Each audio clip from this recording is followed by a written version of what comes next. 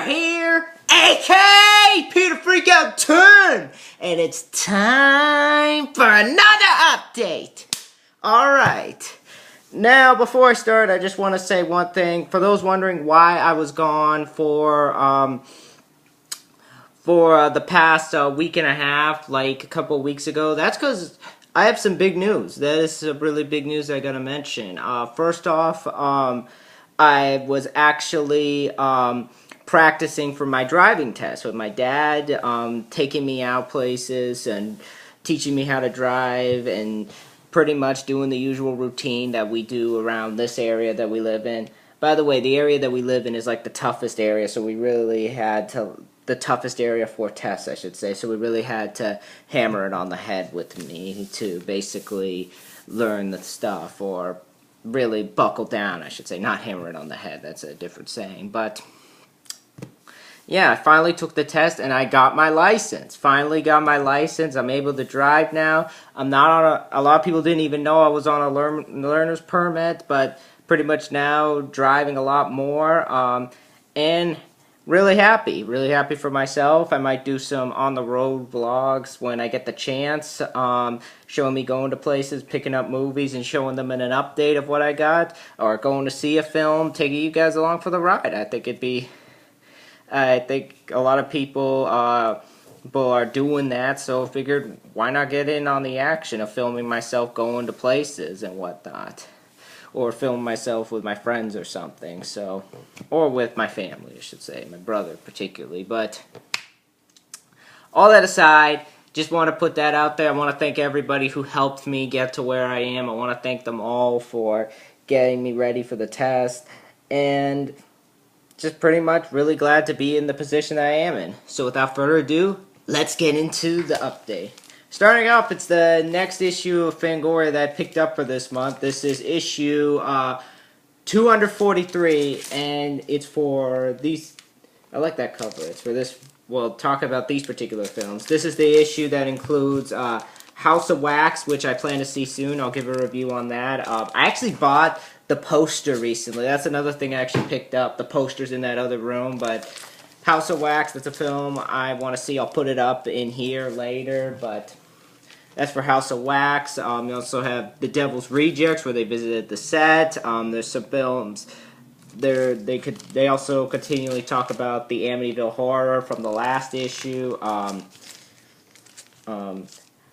Hiroko the Goblin. One thing I never heard of, and a couple other stuff. And this is also the issue where they talk about video games, which is one of the games I actually picked up was actually because of this issue. Made me want to read. After reading this particular part in the issue, it made me want to get this game. I'll show you the page where it is. Well, a couple of games I picked up because of this issue, because I actually got some games from Steam that I'll mention too. But where is that page? I know it's in here. Yeah, right here. This is where they talk about some of these games I actually am playing. I have picked up because of this issue right here. I'll show which one later, but that's one of them, and the one right here is in the front. Another one I picked up is in the front, I should say. But that's the issue of Fangoria that I got. I've been reading it a lot. Much better issue than the last one. I will say this is a much better issue than the last one. It doesn't just focus on the direct-to-video stuff, because it seems like a lot of the past couple Fangoria issues really focus more on the direct-to-video films rather than just the films going to theatrically. I mean, granted, I like some direct-to-video stuff, but I get more pumped for the theatrical stuff because they look interesting. Not that direct-to-video films are bad, it's just a lot of issues I would love to see them talk about a particular film. I mean, granted, what they're talking about is enough, but some of them I would have liked to see. Like, there's one particular movie that I am amazed that Fangoria didn't even want to talk about, Mindhunters, which I plan to see later this month, the week after House of Wax. I'm actually kind of surprised Fangoria didn't touch upon that movie, like do an interview or something. Instead, they do it for these Japanese direct-to-video films such as Hirikyo the Goblin, which looks like a stupid, like, crab monster movie. I mean, no offense to the guys. Infection, which I never have seen, and some other stuff.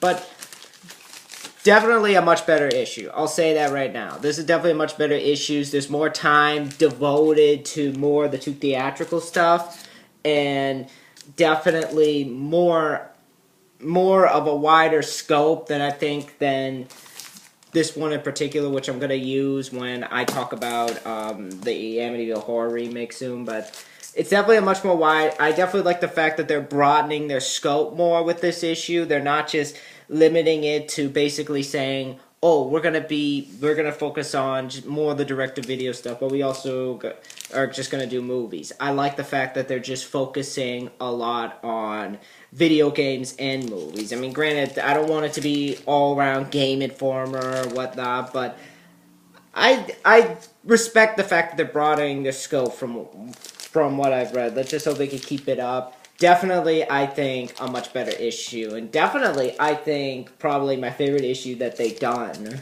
so far from what I've read. But that's Fangoria I picked up. Now on to the games. Now, starting off, a couple of games I actually got on Steam. Basically, the first one that I got was for... I'll show this one. This one, in particular, that I was interested in checking out. I thought the advertisement made it look interesting. I thought that... I thought it had a unique idea. It reminded me of Ghost Ship meets John Carpenter's The Thing a little bit, and a little bit of Alien, because some of the monsters in this game actually kind of remind me of the monsters that you would see in like John Carpenter's The Thing or Alien, and the vibe of Ghost Ship a little bit. So figured, why not check this game out? I thought it looked really interesting. I mean, it gets all right reviews. It's not like critically acclaimed or anything, but I really wanted to give this game a try, and that is Cold Fear. Yeah, this is a really interesting game so far. Definitely has a unique feel to it, and so far from what I've played, it's definitely a lot of fun. Definitely offers a lot to the table from what I've played so far. But that's Cold Fear. Another game that I got. This is the third game in a particular franchise that I didn't think I'd be playing, but I figured why not pick it up, because I've heard from reviews that this is the best of the series, and another reason why I skipped ahead to this one is because I have tried to play the first two, but they are so goddamn difficult. They're stealth games, and I'm going to admit I'm not the best with stealth games. I mean, I've tried them. They're stealth games that I'm good at, but most of the time they're just so hard because I don't know if it's the fact that I'm not good. I'm playing it wrong, or I'm just like, I'm not focusing enough, or I'm just horrible at it altogether. But every single step I take in those games, I just feel like I get caught so easily. That's the thing. I get caught so easily when playing those games, like going through a dark room. Oh, I'm caught. But this third game in particular, I think is improving upon the mechanics seen in the first two. And it's all around gone darker. It's gone above the T rating to an M for mature. And for what I've played, it's amazing. I think it's the best of the series. And that is Tom Clancy's Splinter Cell Chaos Theory. That is just a fantastic stealth game. And I'd say probably so far, probably the best stealth game I played this year. Definitely, I think one of the best. I will say, Chronicles of Riddick, Escape from Butcher Bay, which I reviewed, that technically counts as a stealth game. That I'm good at. I'll say that right now. That I'm actually pretty good at. So, I'm not bad at all stealth games. It's just a couple in particular that, there's those in particular that I'm not good at. And the last game I got for the PC that is digital through Steam was Doom 3 Resurrection of Evil, the expansion pack to Doom 3, which I already reviewed. And that's a game I actually plan to review soon after I get through a couple of other stuff. And I don't want to spoil it right now, but I like the game. I like the expansion. It's not as good as Doom 3, because I felt like a lot of what I liked about Doom 3, and I know people disagree with what I liked about it, and that's fine, but I felt everything I liked about Doom 3 wasn't in the Resurrection of Evil. Like, they took out some of my favorite weapons, like the chainsaw and whatnot, but it's still a fun game. There's a lot to like about it. I wish that it could have gone, I wish that they brought back a lot of what I liked about Doom 3 into the game.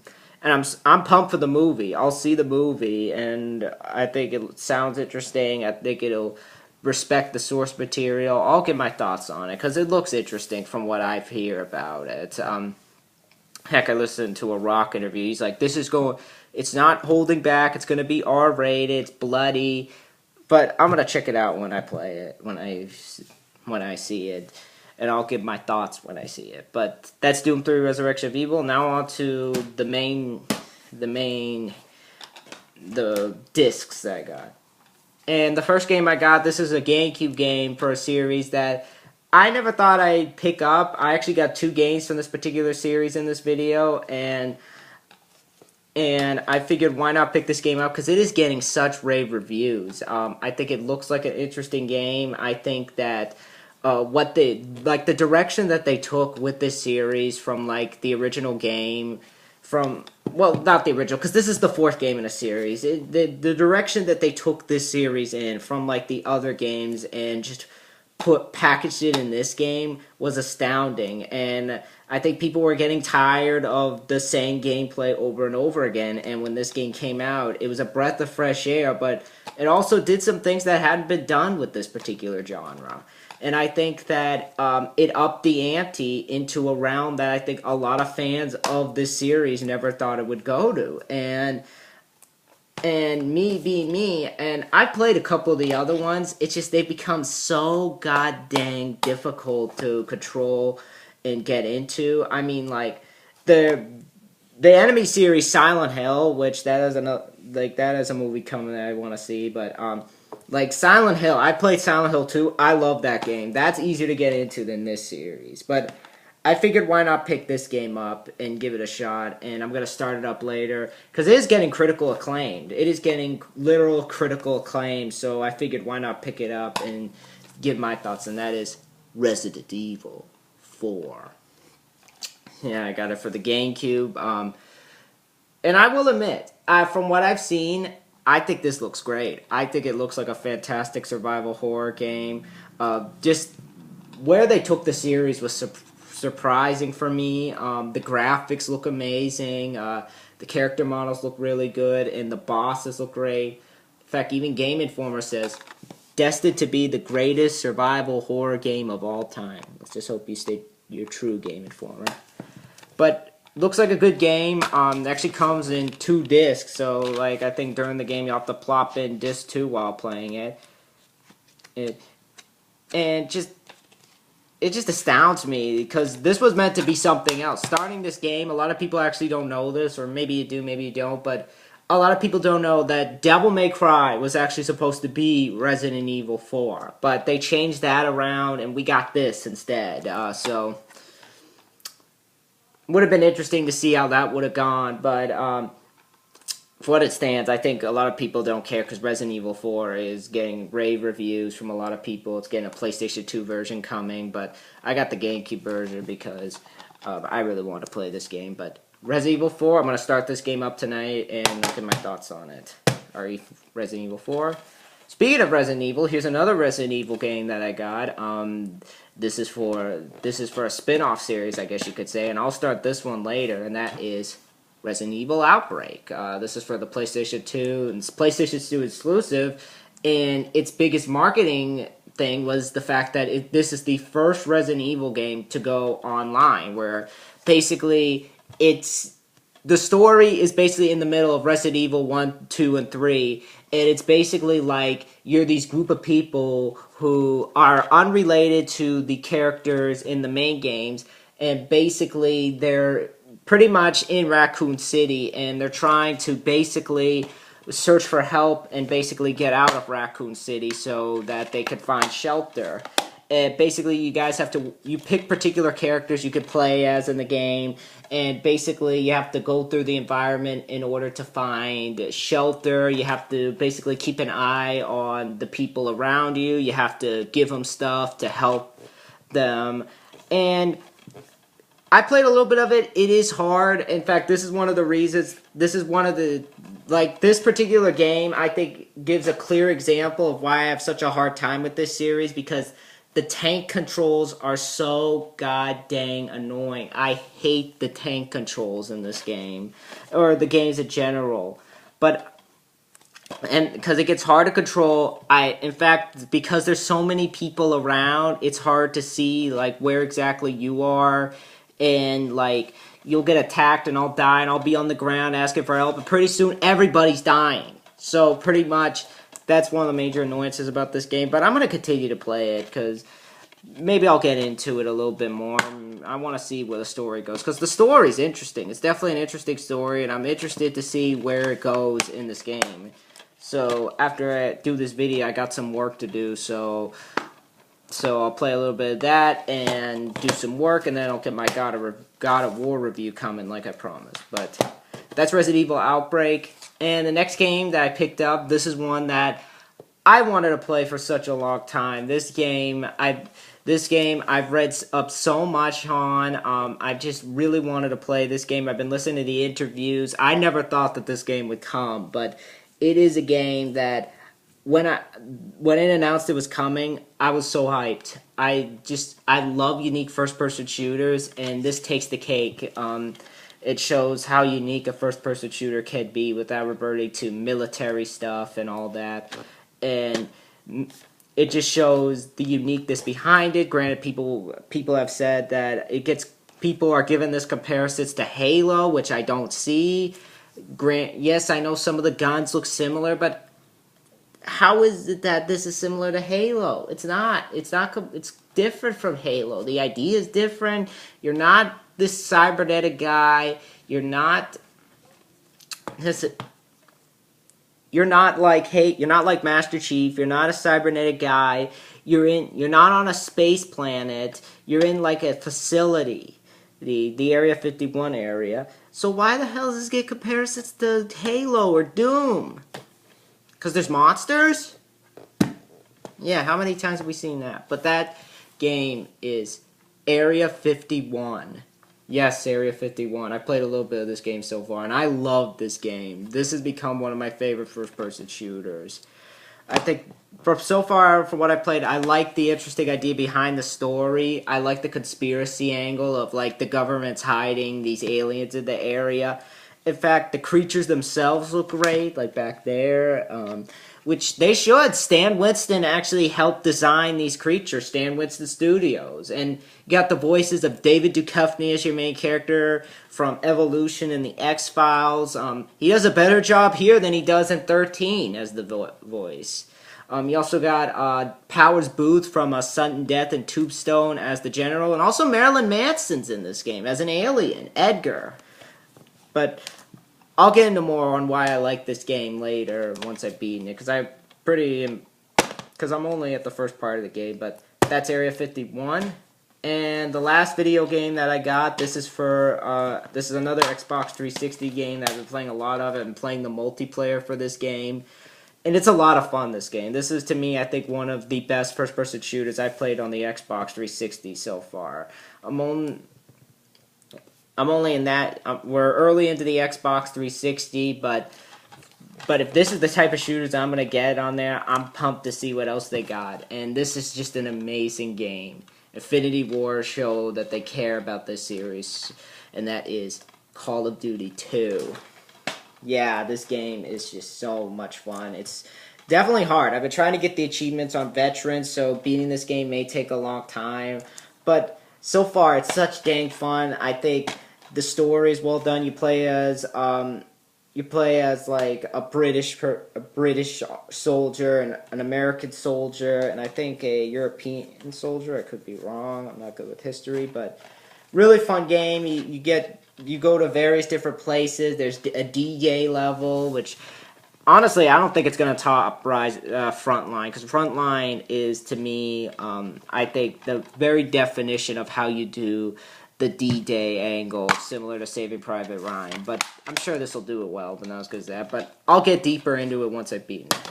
But those are the games that I got, and now on to the movies. So I got like 3 VHS tapes and like 4 DVDs. I have one coming in the mail. I'll show that in another update. But starting off with the VHS tapes, the first one that I got was for a comedy that I was interested in checking out a couple years ago. I never actually got to see it because I was so busy around that time. I wish I did, because it looked like a really funny movie, so I figured why not pick this up and actually give it a try in the future. And this is a Jim Carrey movie that I heard some good stuff about. It actually made big bucks at the box office when it came out, so I was like, could be good. And it's directed by the guy who worked with him on Ace Ventura: Pet Detective, Tom Shadyac. He also directed Nutty Professor, Liar to Liar. That's another film with Jim Carrey, but I think you guys know what I'm talking about. Bruce Almighty. Starring him, sexy Jennifer Aniston in this movie. Morgan Freeman as God. Couldn't gotten anybody else to play God but him. Philip Baker Hall. Looks like a fun movie. Definitely looks like a fun movie. I'll give more of my thoughts on it once I've seen it, but that's Bruce Almighty. One out there. And to add to my Van Damme collection, figured why not get this. I know my friend, aka Jurassic Godzilla fan, Kyle, does not like this film. He really tore this film apart in his review, but I figured why not get it, give it a shot for myself. It's this martial artist's first time directing it, so I figured why not give it a shot. And that is The Quest with Jean-Claude Van Damme. You also got James Remar, Roger Moore, the original James Bond himself. I don't know. I can understand him saying, "Oh, it looks like a ripoff of Bloodsport," and I know that, I think it was, what's his name that did it? What's the name that sued him? What's the name? What's that guy's name? I completely forgot now. Frank Dux. Frank Dux found out about this film, and he saw, like, oh my, wait, this is similar to Bloodsport. Like, why? And then he took him to court and something.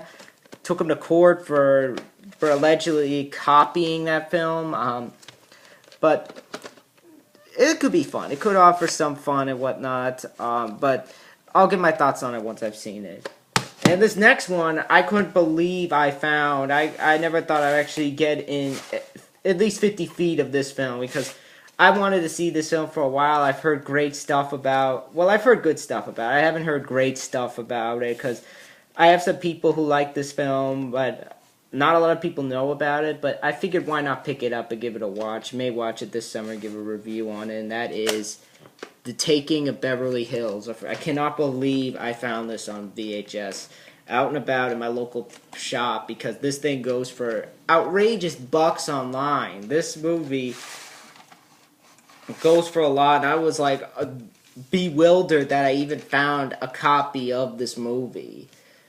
But you got Ken Walsh, your main hero, from Wise Guy, Harley Jane, you got Matt Frewer from Senior Trip, he's also in Honey, I Shrunk the Kids, Robert Davi's in here from Grand Theft Auto Vice City, the quick role in The Hot Chick, Jane Kozak, among many others. Could be a fun movie. I like the idea of this, I think it's gas.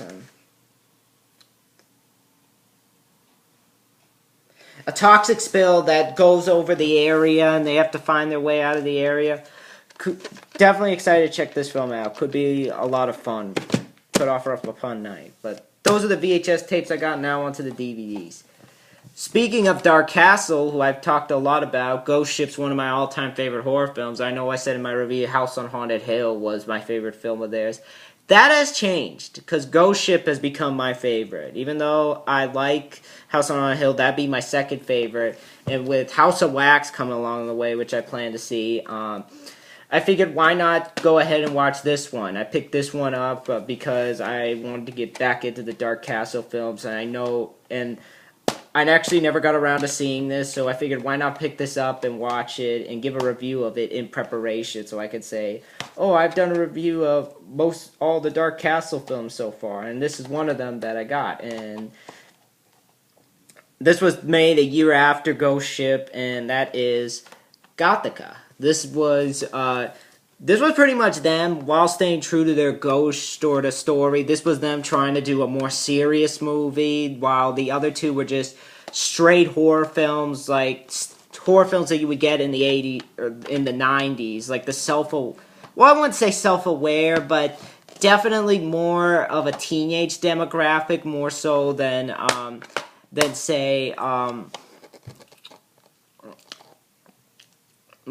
say this film, or say like Session 9 or The Changeling, which are more geared towards adults. Ghost Ship and like 13 Ghosts and House on Haunted Hill. Granted, there's nothing wrong with that, and I love those movies. 13 Ghosts, I could take or leave it, but those films in particular, they weren't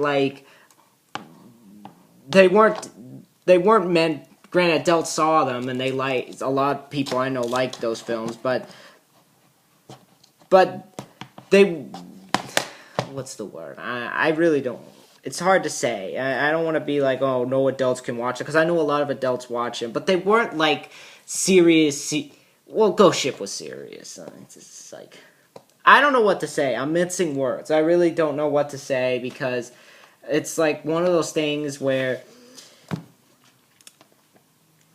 they're more meant for a teenage demographic. Like, they're more meant for the goth style, and yes, it's rated R, and yes, adults do see it, but they're more like Saturday night horror films, or Friday night horror films that you would go to see with your friends. And granted, for that, scares could come in many different ways for me. Like, I found Ghost Ship creepy. I found House on Haunted Hill creepy in its own way. Like, horror can be seen in many different ways to people. I mean, people found Scream scary, and I know I'm saying that because people are like, oh, it's aimed for a teenage demographic. It's not scary. Scares can be found in many different ways, to me personally. But Gothica was like their attempt to step out of that realm and actually try to do a serious film. And I've seen a little bit of it. It could be interesting. I still put Ghost Ship a little bit more above this, but it could be fun. And this is a 2-disc special edition. I know there's like a single disc edition, but I got the 2-disc one because I want to see the features, special features. In terms of features, you got a commentary. This is directed by a guy named Matthew Kassovitz, who I don't know anything about. The cinematographer, they both do a commentary track. Matthew Libatiki. There's a Limp Bizkit music video, Behind Blue Eyes, which actually kind of like that song. There's 2 theatrical trailer on disc 1. On disc 2, though, you get a making of documentary on the set of Gothica and Painting with Fire. Enter Woodwood Penitentiary, visit Dr. Gray's office, tour the infamous psych ward, and review inmate case files.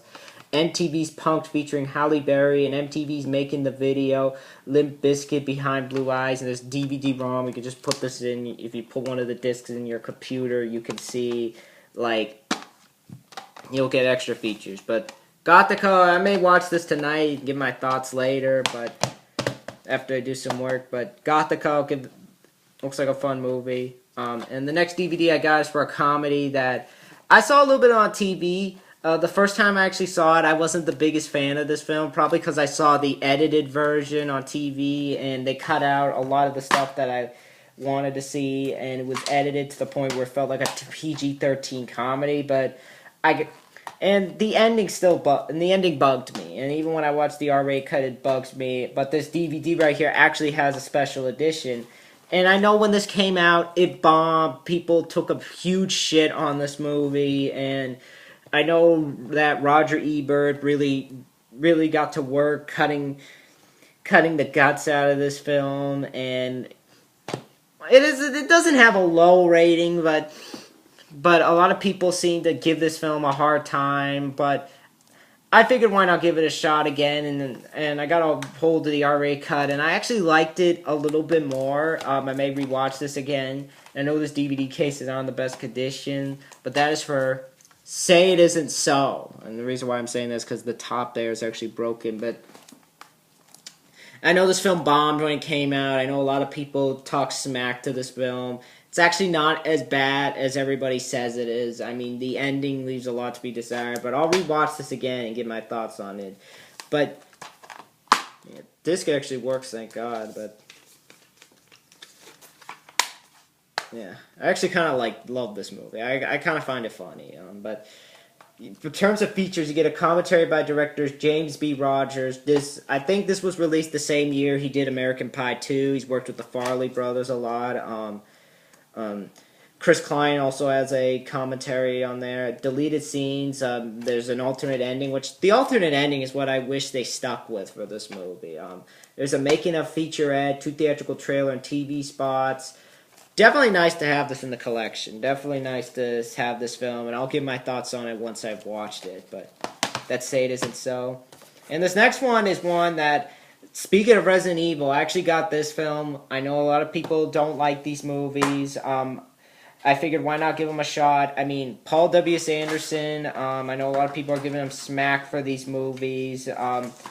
But I like some of his stuff. I'll give this film another shot because when it came out, I gave it some smack, but I shouldn't have done that because I really didn't remember them. All I remember them was saying that these movies suck, and this movie, because the second one, but I remember saying it sucks, and I just remember being like, like, I say it sucks because everybody said it, and I haven't seen it since. That's why I was pretty much saying it sucked. But I figured why not rewatch this film, so I got it on DVD, and that is Resident Evil.